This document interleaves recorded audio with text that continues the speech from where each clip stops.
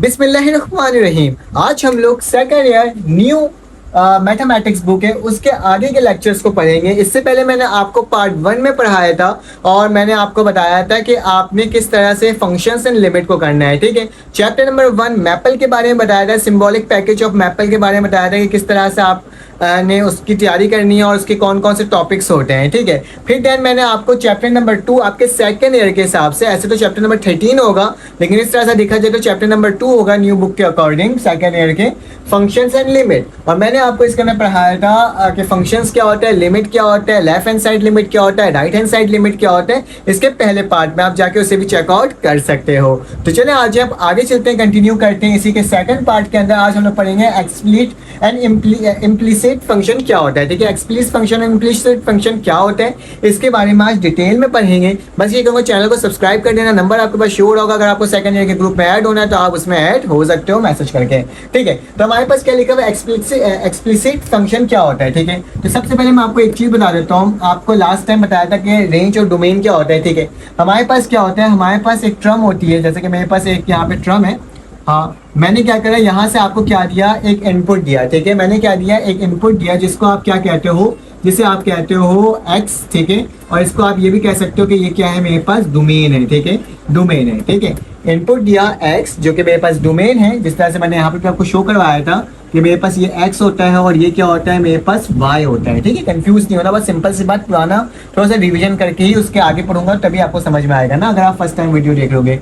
तो ये मेरे पास क्या होता है, जो मैंने इनपुट की जो वैल्यू है, एक्स की जो वैल्यू है वो मेरे पास सपोज क्या है कि 1 2 3 एंड 4 है। और मेरे पास इसको मैं एज अ क्या बोल रहा हूँ, इसको एज अ इनपुट बोल रहा हूँ। और इस इनपुट को क्या कहते हैं हम लोग, डोमेन कहते हैं। क्या कहते हैं, डोमेन कहते हैं। ठीक है, और मेरे पास क्या होता है, इनपुट से मैं आउटपुट लेकर आने के लिए मेरे पास को डोमेन की कुछ वैल्यूज होती है, जैसे कि 4 5 6 7 8 मैं लिख दिया, अपने हिसाब से लिख दिया। ठीक है, तो ये मेरे पास क्या है, को डोमेन होता है। एक फंक्शन होने के लिए इनपुट की तमाम वैल्यूज क्या होना चाहिए, उससे एक आउटपुट आना लाजमी होना चाहिए। ठीक है, हर इनपुट से एक आउटपुट आना लाजमी होना चाहिए, तभी हम क्या कहते हैं, उसको फंक्शन कहते हैं। जैसे कि इस इनपुट से ये आउटपुट आया, इस इनपुट से ये आउटपुट आया, इस इनपुट से ये आउटपुट आया और इस इनपुट से ये आउटपुट आया। ठीक है, तो मेरे पास जो आउटपुट बन करके आया 5 6 7 8, 5 6 7 8 जो मेरे पास ये वैल्यू आई है वो क्या होता था मेरे पास, वो मेरे पास होता था रेंज। ठीक है, रेंज जिसको हम लोग क्या कहते थे, जिसको हम लोग रेंज की वैल्यू से डोनेट करते थे और इसको हम लोग वाई भी कहते हैं। ठीक है, इसको हम एक्स कहते हैं और इसको क्या कहते हैं, वाई कहते हैं।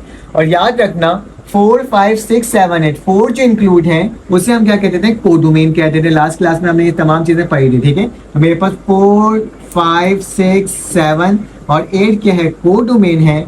जबकि डोमेन मेरे पास क्या था, 1 2 3 एंड 4 था। जबकि रेंज क्या था मेरे पास, 5 6 7 और 8 था। ठीक है, ये तीन चीजें थी हमने जो पढ़ा था। ठीक है, तो उसी को आगे लेकर चल रहा हूं मैं। तो मेरे पास एक इनपुट है, डोमेन है। डोमेन जब भी मैं इनपुट दूंगा तो उससे क्या आएगा बेटा, एक ना एक आउटपुट लाजमी आएगा। लाइक इस तरीके से यहाँ पे आउटपुट आएगा। ठीक है, और आउटपुट जो होगा वो वाई होगा और वाई को हम क्या बोलते हैं, रेंज कहते हैं। उसकी वैल्यू क्या बनकर आएगी, रेंज आएगी। ठीक है, तो इसको देखकर हमें समझ में क्या आ रहा है, ठीक है, इसको देखकर हमें समझ में ये आ रहा है कि आपके पास क्या है, आपके पास ये है कि हमारे पास डोमेन जो है, डोमेन क्या कर रहा है, डोमेन की वैल्यू से हमारे पास क्या आ रहा है, आउटपुट आ रहा है।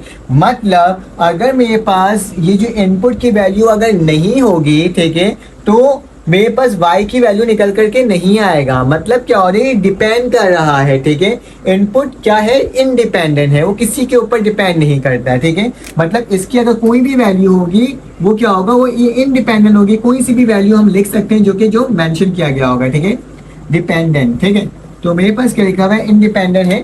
कौन सी वैल्यू, हमारे पास इनपुट इंडिपेंडेंट है, लेकिन डिपेंड कौन कर रहा है, वाई डिपेंड कर रहा है। कौन डिपेंड कर रहा है, वाई डिपेंड कर रहा है। मतलब कि अगर मेरे पास एक्स की कोई वैल्यू होगी तो वाई की वैल्यू कुछ बन करके आएगी ना। अगर वाई की वैल्यू होगी नहीं तो मेरे पास तो पता नहीं चलेगा। तो क्या कह रहा हूँ कि अगर एक्स की वैल्यू 2 है तो वाई की वैल्यू क्या आ रही है, कोई दूसरी वैल्यू बनकर आ रही है। जैसे कि यहाँ पे मैंने एक्स की वैल्यू 1 लिखा तो मेरे पास वाई की वैल्यू 5 आई। अगर मैं एक्स की वैल्यू लिखूं ही ना तो मेरे पास तो वाई की वैल्यू आएगी नहीं। मतलब क्या समझ में आ रहा है कि वाई जो है वो एक्स से क्या कर रहा है, डिपेंड कर रहा है, मतलब अगर x की वैल्यू होगी तो y की वैल्यू होगी, लेकिन x की कोई भी वैल्यू हो सकती है, वो इंडिपेंडेंट होता है। तो एक्सप्लिसिट फंक्शन क्या कहता है, एक्सप्लिसिट फंक्शन ये कहता है कि मेरे पास क्या होना चाहिए कि x जो है, डोमेन जो है वो इंडिपेंडेंट होगा और मेरे पास आउटपुट क्या होगा, डिपेंड होगा। वो डिपेंड कर रहा होगा किसके ऊपर, इनपुट के ऊपर। किस तरीके से दिखाता हूँ मैं आपको एक एग्जाम्पल के तौर पे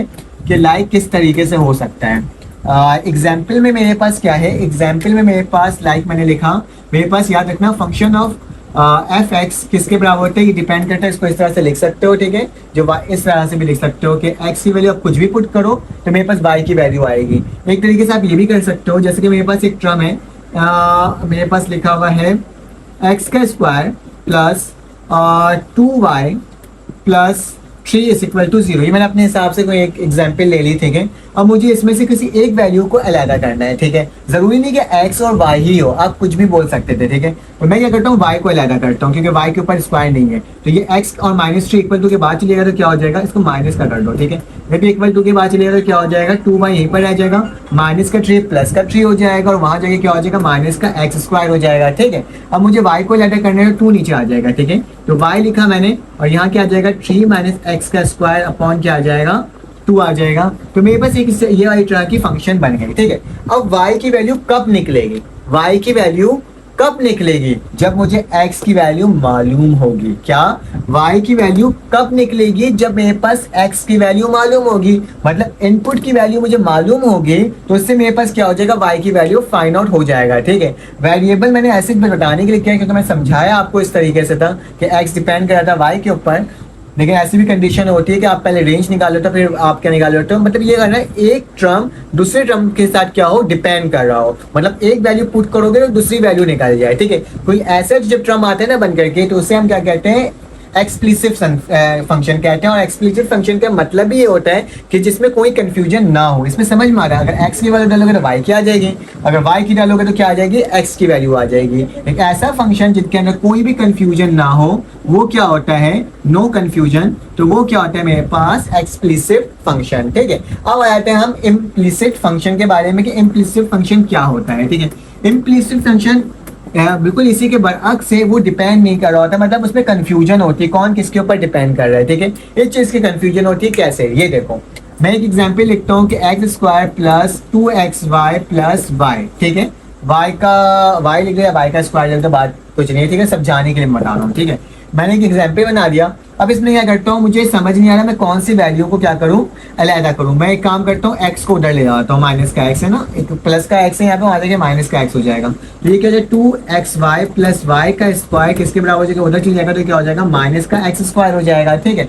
एग्जाम्पल से समझाने में ज्यादा बेहतर समझ में आता है ना कि आखिर हो क्या रहा है। इन दोनों में से मेरे पास कॉमन क्या आ रहा है, इन दोनों में से मेरे पास कॉमन आ रहा है, आई थिंक सो मेरे पास इन दोनों में से कॉमन आ रहा है y, तो मैं y कॉमन ले लेता हूँ, क्या बचेगा मेरे पास, 2x प्लस का y और इक्वल टू माइनस एक्स का स्क्वायर, ठीक है। आप इसको उठा के उधर ले जाओ कि मल्टीप्लाई और नीचे क्या हो जाएगा, डिवाइड हो जाएगा। तो क्या हो जाएगा, यहाँ पे मेरे पास y यहीं पर रह जाएगा, लेकिन माइनस एक्स का स्क्वायर और नीचे क्या आ जाएगा, 2x प्लस का y।